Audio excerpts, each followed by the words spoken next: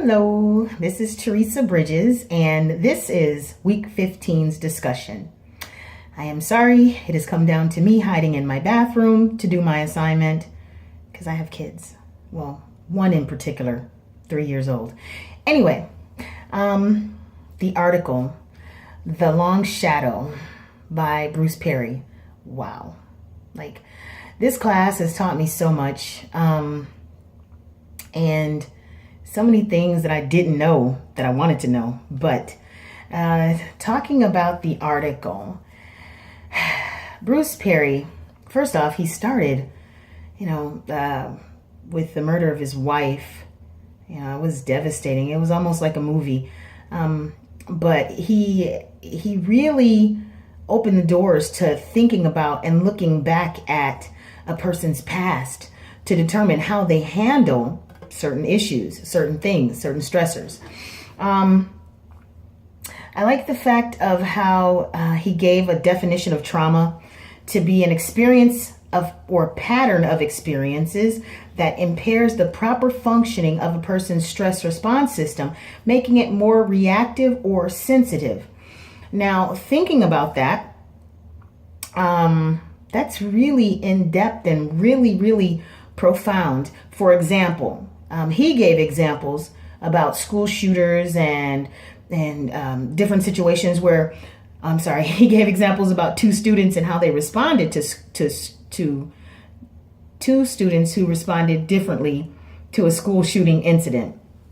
But I'm thinking of more personal. I try to always put things in perspective when I'm reading them, see if it kind of correlates to things that are happening in my life. My husband suffers from post-traumatic stress disorder. He was a combat veteran. And I always wondered, why do some vets, get PTSD and some don't? Because I have a lot of family that's in the military who were combat veterans. And when Bruce Perry spoke about that in the article, it made perfect sense. You see, my husband was raised in Miami's Overtown area. Now, anybody that knows Florida knows that this is it's really not a good area. And he was raised back in the 80s when the drug scene was crazy, where there were killings and just lots of violence. He grew up watching it and seeing it. His stress response system was completely out of his control.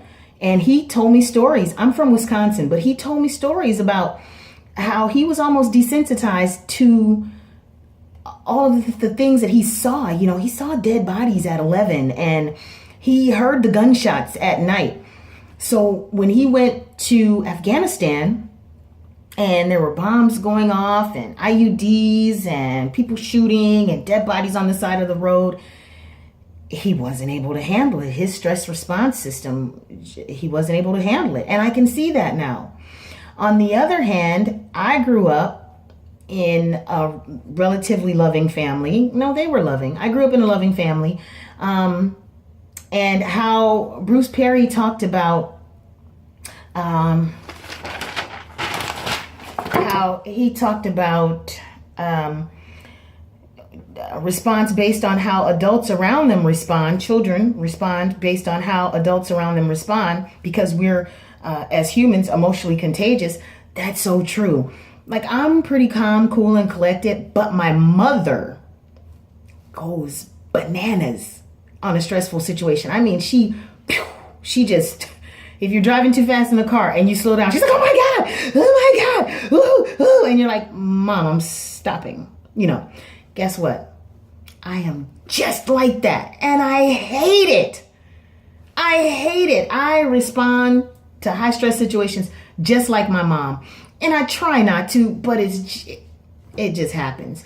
And my husband, being that he's a sergeant for the City of Miami Police Department, and I've, been involved in some situations with him that were highly stressful, or we've seen an accident on the side of the road and he jumps out to help. I'm in the car straight panicking, like, oh my God, go help him.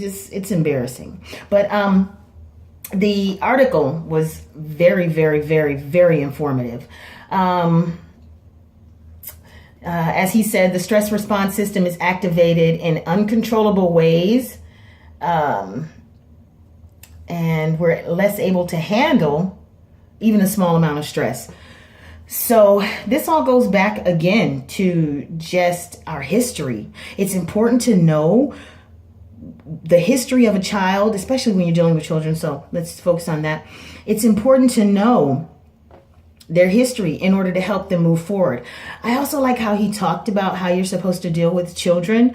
Like you have to let them basically come to you because they're small, preschool children, they're afraid of strangers.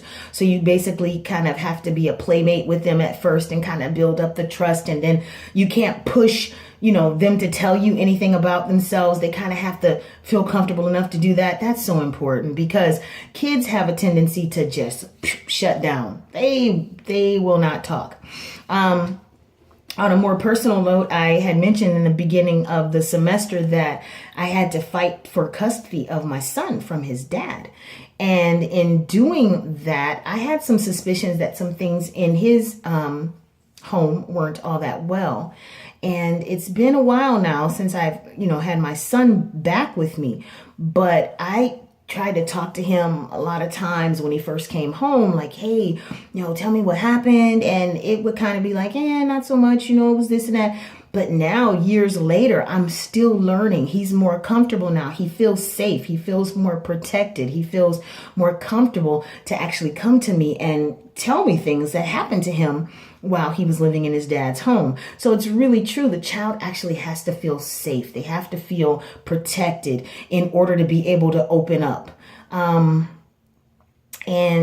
Bruce Perry's article was just, wow, it was so in depth. And I really think that the ACE questionnaire, the Adult Childhood Experience questionnaire, is a really good idea to try and get an idea of what happened to a child.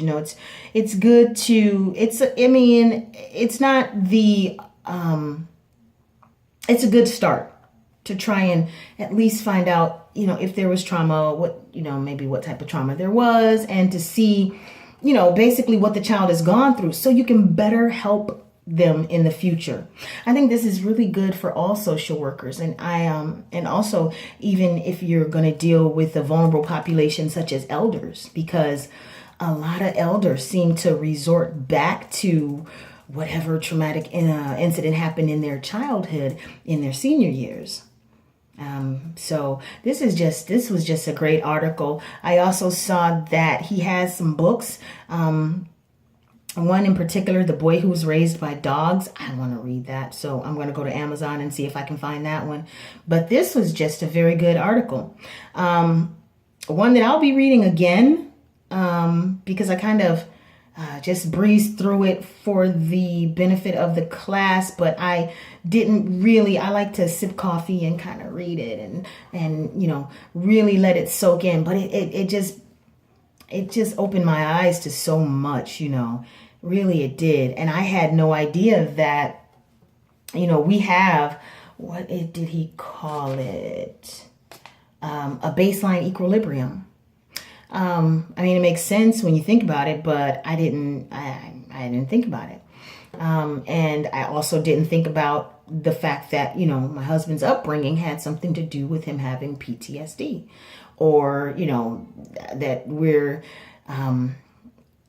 emotionally contagious as humans. And, the reason why I freak out like I do is because of my mom, and she freaks out like I've seen her do a billion gazillion times, and now I'm her. Yeah. But anyway, this has been a great class. Wonderful. Dr. McCullen, thank you so much. Thank you guys for really a great semester. Now, I said this last post, because I didn't realize that wasn't the last one. I was like, bye. So I'm saying it now. Bye, everybody. Have a wonderful, wonderful summer, and good luck in all your future endeavors, and do well. Bye.